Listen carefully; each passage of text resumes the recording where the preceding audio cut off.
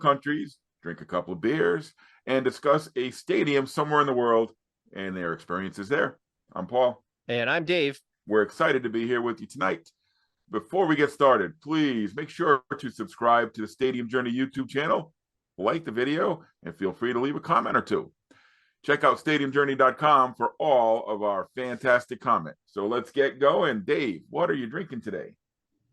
Okay, so easily the most unique beer I have ever brought on Obstructed Views. Amen. And I'm gonna show it in the glass first.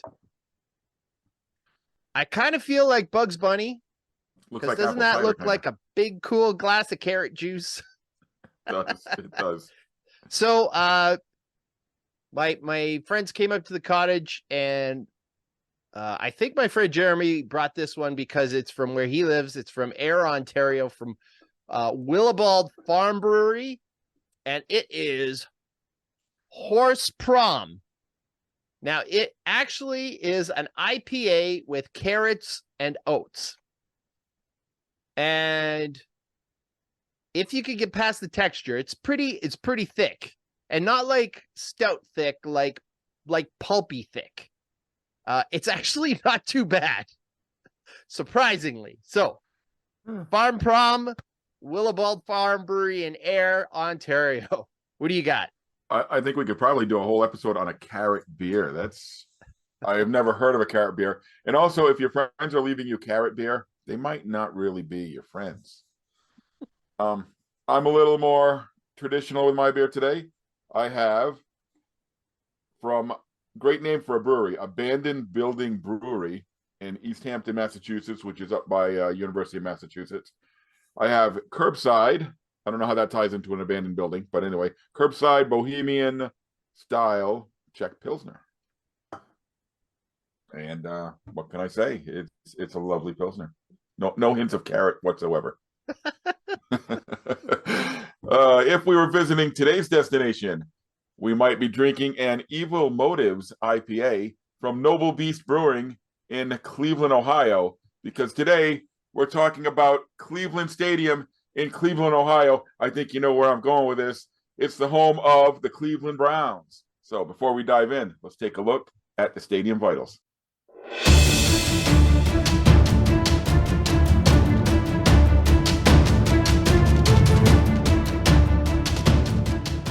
All right, we're talking about the Cleveland Browns, a team with a very rich history, maybe not so in their new stadium, but the new stadium is on the exact site of the old stadium.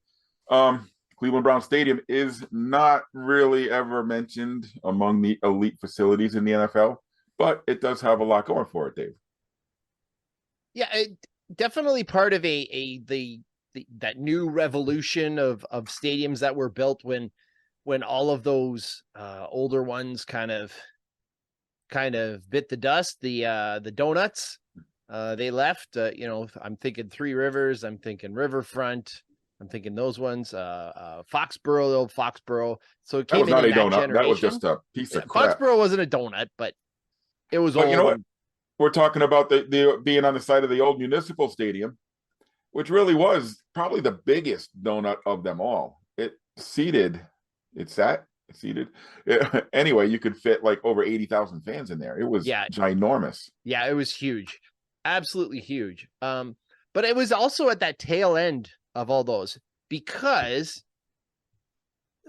it's probably the biggest example of a team forcing the building of a stadium.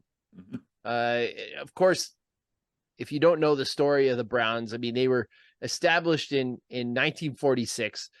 It's one of two NFL teams that is actually named after a person, because the Cleveland Browns are named after their very first coach, Paul Brown, who coached through the 40s, through the 50s, through the 60s, was viewed as a genius. Many Browns fans will still say the greatest Brown of them all is Paul Brown, not Jim Brown. And I never put that together. And they were, one of those just no down relation. and dirty NFL pre-merger team. Ruled the league in the 50s and 60s. Yeah. But their history, like 1964 was the last time that they won a championship, and they won an NFL championship pre-Super Bowl era. They beat the Colts, shut them out. There were actually more Hall of Famers on the Colts than there were on the Browns. But, that was kind of the launching pad for like Johnny Unitas, because then he really hit it after that. But after 64, it just seemed like there was a Billy Goat or a Bambino or something, some sort of curse. Was it because Paul Brown left and went to start the Bengals? Well, Art Modell came in, owned the Browns, ended up getting rid of Paul Brown, much like Jerry Jones getting rid of Tom Landry and that kind of stuff. And Jim Brown didn't get along with Paul Brown anyway. Jim Brown clashes with Art Modell, who says, get into camp, while he's on the set of The Dirty Dozen. And he says, yeah, no thanks. And he just abruptly retires. They draft Paul Brown's replacement, a guy by the name of Ernie Davis, who you've probably heard of. There was a movie about him, The Express. Went to Syracuse like like Jim Brown did. He ended up dying suddenly. He had a disease that nobody really knew about. Never played one down for the Browns. They go through the 70s. They're the cardiac kids, but never quite make it over the hump. The 80s, they got Bernie Kosar. They're in the AFC final 2 years in a row. They've got the lead in 87 with like under a minute or something like that, and John Elway marches the team down the field, scores the game-winning touchdown in 88, or is it 89? They're down in the zone. Ernest Biner's run for over 100 yards, gets to the goal line, fumbles it. So they've got the drive, they've got the fumble, and then Art Modell basically, I don't want to say he called the city's bluff, or they called his bluff, but he ended up picking up the team and walking away and taking the team to Baltimore. Not quite in the Colts fashion, where the Mayflower trucks were there at 3 a.m. pulling out, but it was sudden, and it helped cement this idea of Cleveland being this maligned city, because the Cavaliers were never any good, outside of those few years that they lost to Michael Jordan. The Indians were not good since the 40s or the 50s or whatever, and it was just viewed as this like loser city. And I'm not sure there's a fan base that identifies more with their team than Clevelanders do with the Browns. Now, my dad was a big Browns fan, so I've read plenty about the Browns, and whenever reporters will talk to people about being a Browns fan, they can't explain why. It's just one of those things. I grew up as a Browns. My dad took me, and therefore I'm a Browns fan. So anyway, to get the Browns back, the city built Cleveland Browns Stadium. Wasn't that part of the deal when Modell moved the team? Is that, all right, the NFL stepped in and said, all right, Cleveland, we're not going to fight Modell on this. We're just going to give you a new team. Yeah, it was really quick that announcement had been made, and I want to say it was also kind of the first time really that a team left their history, their records, everything behind. Yeah, that was part of the deal. Yeah. Yeah. So if you look up the Cleveland Browns, it says established in 1946 and a hiatus from 95 to 99 when they came back. Yep. Now, since 99, they've been pretty bad, really bad. If you've seen the quarterback guy, you must have seen him. He's got the Tim Couch jersey. Yeah. I think it was a Tim Couch jersey. And then he's got a list of all the quarterbacks who have played since him. And now it's like a cape. Yeah. And even in modern times, they don't seem to be able to get anything right. Like they go get their franchise quarterback, and it's Deshaun Watson, who, you know, is just might be one of the most hated people in all of football. And it just a really bizarre sort of story. But that being said, I'm not sure there is a stronger fan base than the Cleveland Browns fan base. Like, it's not like there is a ton of empty seats all over the place. And I've been going for years, you know, probably every 3 years. I've been about 5 times, and it's always packed, regardless of how good the team is or bad the team is. Dog Pound's a great fan section there in the end zone. And it almost reminds me of, it's not quite as organized as a soccer supporter section, but is there, I can't remember another spot as famous for its fans, specifically as the Dog Pound. Well, having lived in the Baltimore, Washington metro area back in the 80s for a while, the Hogs are the only ones really I can compare them to. Yeah. I think Oakland had the Black Hole or something. Yeah. With Darth Vader. Yep. But who knows? I mean, you know, to that do kind that of a different Vegas, aura. Darth Vader has to be the CEO of a Fortune 500 company to afford those seats.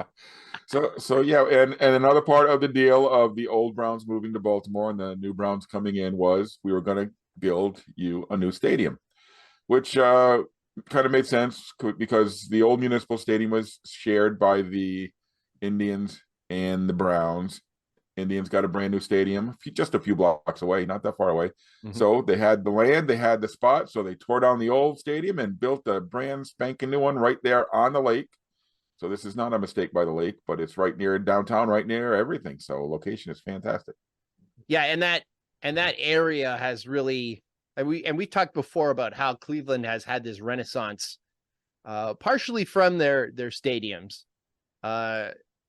and I think that's part of the reason why, you know, Art Modell left is because the Indians got their stadium and the Cavaliers got their arena, right?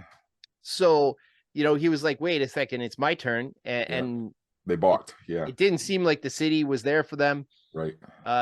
Jacobs and Gund weren't behind the push for the Browns like Modell felt he was for the Indians and for the Cavs. And one of the most almost irrational hatreds by a fan base for, you know, a guy who did a whole lot for the city of Cleveland. Anybody who's a Cleveland Browns fan, and as I say this, is probably turning off this podcast right now. Please stick around. We're not gonna. but yeah, it's still like just such vitriol for Art Modell. Yeah, just crazy. But the location now is great. I would say it's even better than Progressive Field and Rocket Mortgage Fieldhouse, because it is right on the lake. You do have all your bars and restaurants and all those kinds of things that are within walking distance, but you have other tourist attractions that are right there. And yes, is there a better tourist attraction in Ohio than the Rock and Roll Hall of Fame? It's a block right from Cleveland Browns Stadium. They have the Great Lakes Science Center. Oh, that's right there in between. Yeah. Further up along the waterfront, they have the USS Cod submarine. They have the air show that happens over there.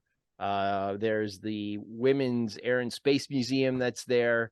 So there's a lot going on there. You know, of course, we sometimes question the legitimacy of building a $1 billion stadium for 8 dates, 10 dates, 12 dates, whatever. But I think it's fair to say that, you know, going to Cleveland in the 80s is far different than it is like to go right now. Mhm. One of those cities where you tell people, "Yeah, I'm going to Cleveland." They go, "Cleveland?" But you know what? Don't sleep on it. It's a good place to go. Yeah, then they start thinking about it, and then it's like, oh, okay. Go to the Winking Lizard. I know we've said it before. My favorite spot to go in Cleveland. Absolutely. So we're at a Browns game. We're going inside, and as you would expect from one, younger fans won't know this, but the Browns are one of the legendary teams, one of the legendary franchises of the NFL, and the stadium does a decent job of honoring that history. Yeah, the Browns have they have a very it's very full, yet it's a very exclusive Ring of Honor. So to be a member, now you think about Browns history. Bernie Kosar is not in the Ring of Honor. Really? Not in the Ring of Honor. Kevin Mack, Ernest Biner, all those guys from the 80s, not in the Ring of Honor. Brian Sipe, not in the Ring of Honor. To be in the Ring of Honor, you have to have been enshrined in the Pro Football Hall of Fame. I did not know So that. actually, the last time I went, which was very cool, they were bringing Joe Thomas into the Ring of Honor because he had just been enshrined in the Pro Football Hall of Fame. Now, on the outside, they do have plaques for what they call like the Cleveland Browns Hall of Fame. So you do find, Ernest Biner and Bernie Kosar and Brian Sipe and those guys. It is a little, I will say it is a little kind of funky on the inside because you have guys like Joe DeLamalure, who is in the Ring of Honor. He's in the Hall of Fame, but, to me, he was a Bill. Paul Warfield, who probably had as many good years with good or better years with the Dolphins than he did with the Browns. So it's pretty exclusive. But they found a spot outside to show that that other kind of echelon of Browns players. And then in Two this bronze statues. You've got Otto Graham at one end. You got Jim Brown at the other end. Those are your I guess your legends. your bookmarks of the franchise. The Hall of Fame was a nice display, and I remember I've only been to the Cleveland Brown Stadium once, and I remember being able to go in and access that area. I don't know if it's still open or if it's part of a premier ticket package now, but it was nice to go around and look and see some of those names from the past that are even way before my time. I would say there's one other thing that strikes me as kind of unique about Cleveland Brown Stadium. I think it's the best mix of downtown location and tailgating. The Muni lot or whatever, there's parking right on the pier, a ton of parking right on the pier, actually. Yeah. Tailgating all there. On the other side of the highway, there's big lots with lots of tailgating.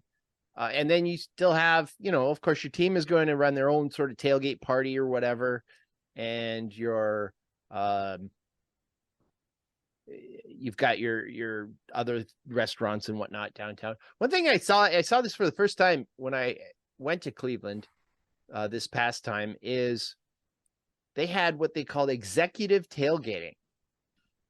And what they did is it was almost like luxury suite tailgating. They brought in like trailers, like camper trailers and had little white picket fences, and it was actually in the stadium. It was kind of in the stadium past the security, but not in the stadium. And you do your tailgating right there. You have your food or whatever, your barbecue or whatever. You get in to the grounds way earlier. Of course, it's luxurious. You got the big TVs and all that jazz. But it was the first time I'd ever seen anything like that, and it was definitely something like, "What is that?" You can keep separated from the hoi polloi, right? That's right. Yeah, my image when I think of like what is the image I remember of Cleveland Brown Stadium, and they show this every time the Browns are on TV. And this is where I parked the one time I went. I parked in that garage that's over by City Hall. like a Okay. block or two away from the stadium. And there's this pedestrian bridge, and it just before the game, you see the mass of people crossing the bridge, and that's what they show every single Browns game on TV. So that's my lasting image of the stadium. But inside, it was a nice facility. I actually was able to get lower deck seats and walk around and enjoy the view. And geez, it was back about a decade ago. So they actually played Green Bay, and Green Bay was the defending champions, and they beat them. So Nice. it was a nice day to be there. But yeah, I got to say, I don't remember a ton about Cleveland Stadium, and I don't know if I want to say that's a compliment or I'm going to say I'm old, and it's been a little while, so I need to get back there. Means you got to go back. That's it. The price of the NFL games, though, makes going back to some of these places a little difficult. But Cleveland wasn't outrageously priced.